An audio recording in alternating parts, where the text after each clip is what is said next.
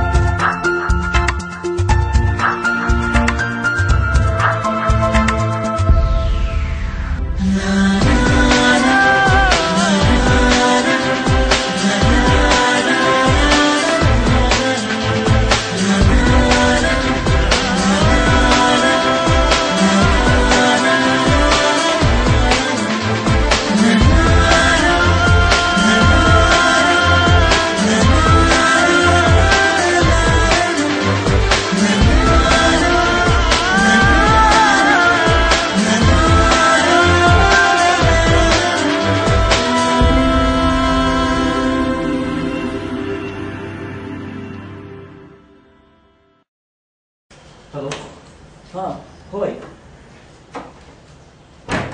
हां अगं पैसे मिळाले का?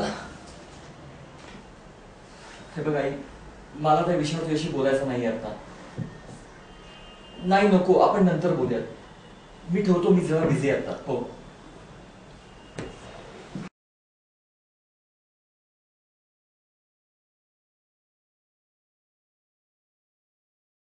तुझ्या विना तुझ्या विना तुझ्या विना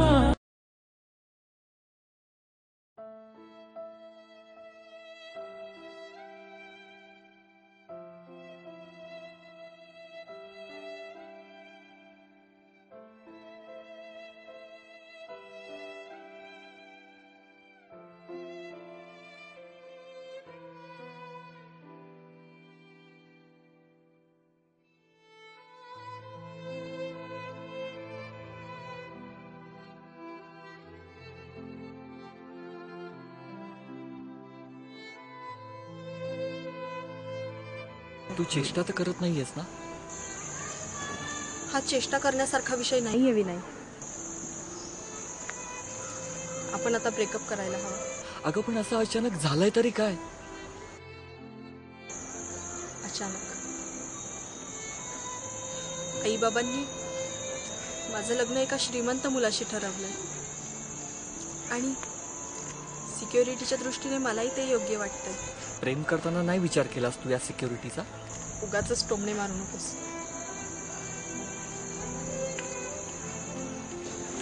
मला वाटलं होतं तू तुझ्या हुशारीच्या बळावर नक्कीच सेटल होशील, पैसा कमवशील, नाव कमवशील, पण तसं काहीही. तुझ्या 15-20 हजाराच्या पगारामध्ये आपला संसार नाही होऊ शकत आणि मला नाही जगायचे मन मारून काटकसर करत. त्यामुळे योग्य वेळेत वेगळं झालेलंच चांगलं. इतकी व्यवहारी असशील असं वाटलं नव्हतं कधी. कधी कधी प्रॅक्टिकल होऊन असे कठोर निर्णय घ्यावे लागतात. प्रॅक्टिकल. अगं पैशानी सगळी सुख नाही विकत घेता येत साक्षी. ही वाक्य आहेत ना, पुस्तकात नाही तर सिनेमात खूप छान वाटतात.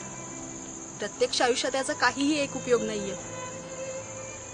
नुसत्या प्रेमाने कधीच पोट भरत नसतं आणि जे काय होतंय त्यात मला काहीही चुकीचं वाटत नाहीये. आता हे चूक की बरोबर हे पण तूच ठरवणार का? तुझ्या लेखी प्रेमाची काहीच किंमत नाही. प्रेम ही भावना आहे आणि लग्न हा व्यवहार.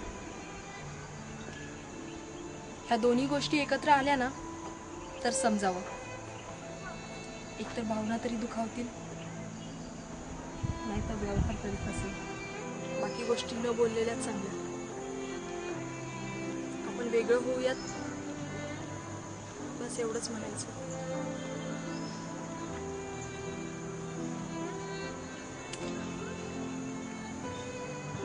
चल, उशीर होतोय. निघायला हवं. तुला सोडू का वाटेत?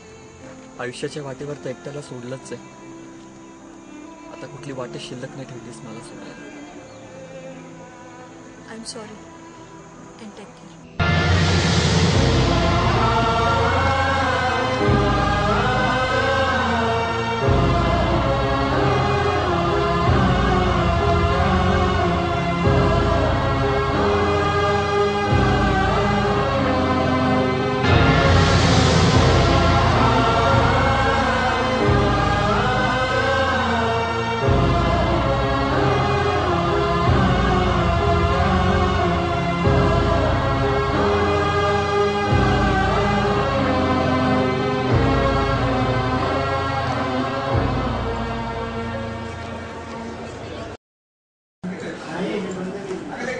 हे good morning. Hey good morning dude. अरे तू इतक्या लवकर कसं काय आलास? अरे काय करणार, काल लवकर गेलो होतो ना, मग त्यावेळेची भरपाई करायला नको का? तू कधीपासून इतका प्रामाणिकपणे विचार करायला लागलास? अरे काय करणार, ढवळ्या शेजारी बांधला पवळ, वाण नाही पण गुण लागेल. Good morning sir. Good morning sir. अरे या आज आपल्या ऑफिसमध्ये आज जॉईन झालेले आहे अकाउंट डिपार्टमेंटसाठी. काय नाव तुमचं? साक्षी पुराण. चिपुराणी. Right right right. तर यांना यांची कामं व्यवस्थित सगळे समजून सांगा. ओके. साक्षी पुराण.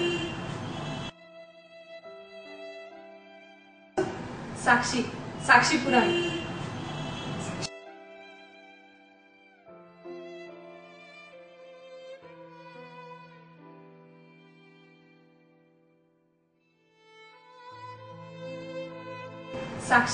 साक्षी पुराण.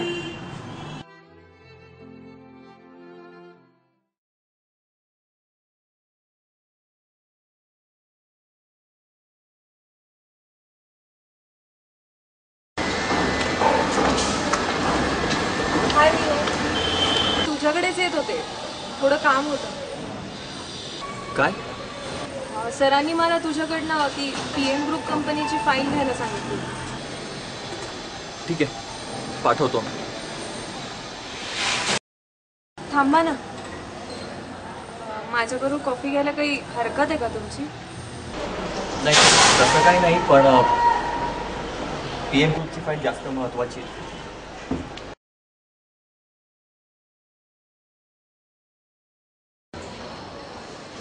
हाय साक्षी. हाय वैभव. आज एकटीच? हो ना, बरं झालं तू आलास कंपनीला. मग कशी काय वाटली आमची कंपनी? खूप छान, आणि खूप लवकर रुळले मी इथे. इथला स्टाफ पण खूप छान. वैभव, तुला एक विचारायचं होतं. काय ग? विनयबद्दल.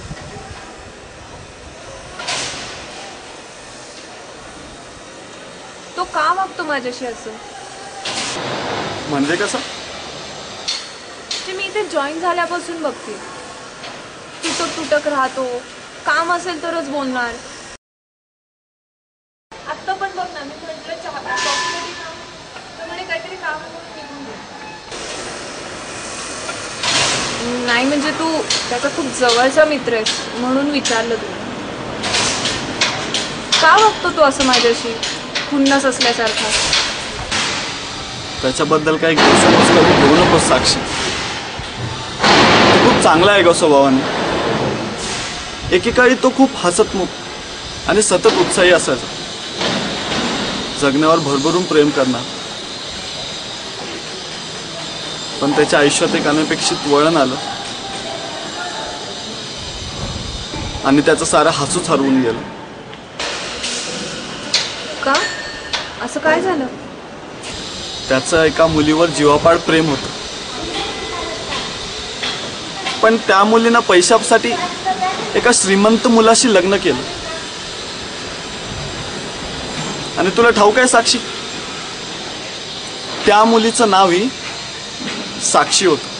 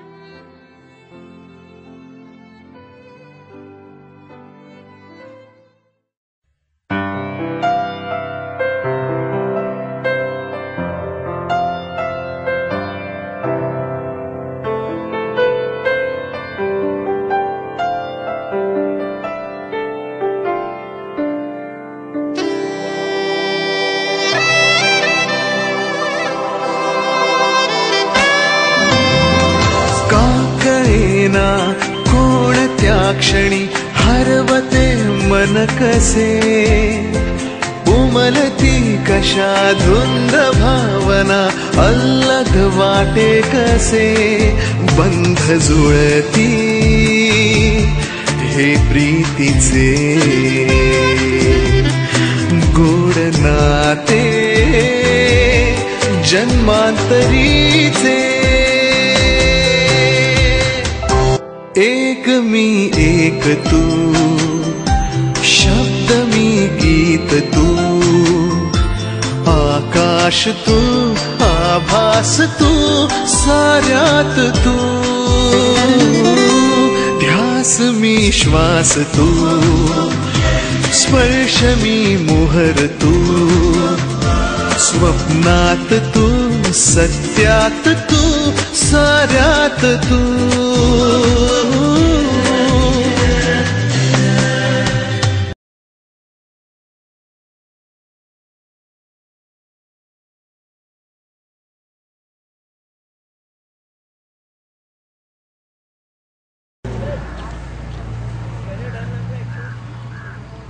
काय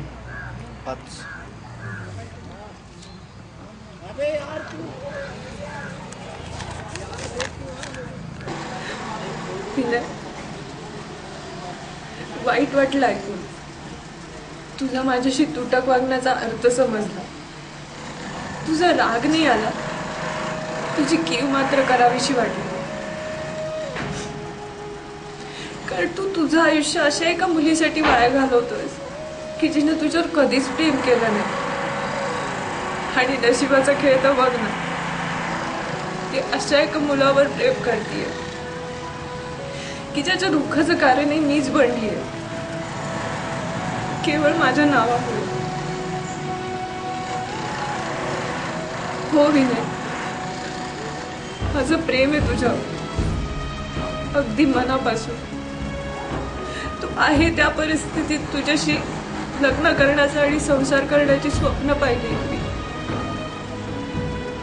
लग्नानंतर मुलीचं आडनाव आणि मधलं नाव तर बदलतच. तुझ्यासाठी मी माझं पहिलं नावही बदललं असतं. तुला तुझ्या भूतकाळाची आठवणही होऊ दिली नसती. पण ते सारं तेव्हा शक्य होतं जेव्हा तुला तुझ्या या भूतकाळातून बाहेर पडण्याची इच्छा असेल, जेव्हा तुला नव्यानं आयुष्य जगावं असं वाटेल. आणि माझ्या प्रेमाचा तू स्वीकार करावा अशी अपेक्षा नाही माझी. फक्त एवढीच एक इच्छा आहे की तुझं आयुष्य तू असं वृक्षपणे घालवू नये. एवढीच एक इच्छा आहे, तुझीच साक्षी.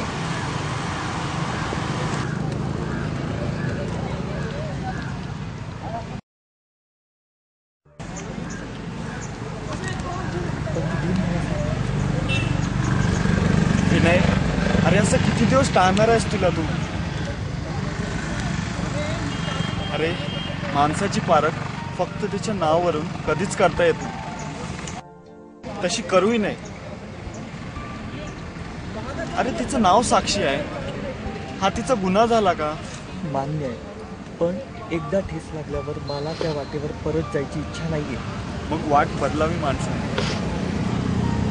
पण ठेस लागली म्हणून कुणी चालण्यात सोडून देत नाही विनय.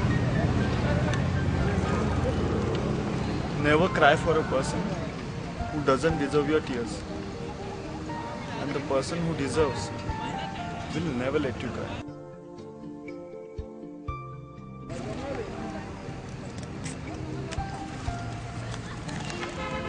बघ, आज प्रेम दारात उभा आहे, त्याला असं लाथाडू नकोस.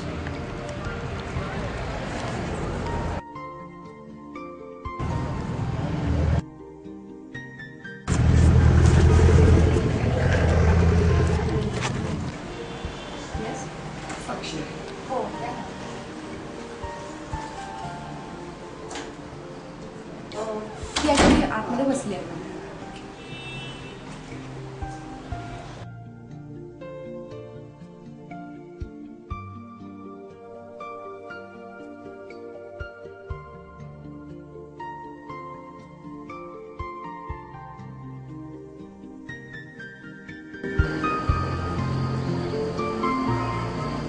तू इथे? तुमचं पत्र मिळालं मला आणि मी त्यावर खूप विचार केला. थँक्स. माझ्या पत्रावर तुला विचार करावा असं वाटलं मला. माझं प्रेम नाथारला गेल्यापासून मी अगदी सैरभैर झालो होतो. माझी जगण्याची सगळी उमेदच जणू संपून गेली होती. हे प्रेम बिम सगळं झूट आहे असं वाटायचं. या जगात प्रेम सुद्धा पैशानं विकत घेता येतं असा माझा समज झाला होता. पण तू तो गैरसमज ठरवलास. वैभव बरोबरच म्हणत होता की माणसाची पारख कधीही त्याच्या नावावरून करता येत नाही. पैशासाठी माझं प्रेम धोकावून लावणाऱ्या त्या साक्षीत आणि तुझ्यात जमीन आसमानाचा फरक आहे.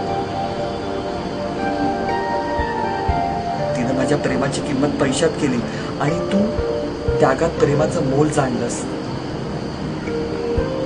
हे खरंय की आजवर केवळ तुझ्या नावामुळे मी तुला टाळत राहिलो.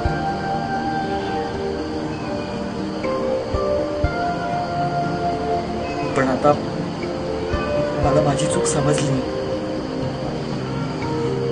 आणि मला परत नव्याने आयुष्य सुरू करायचंय.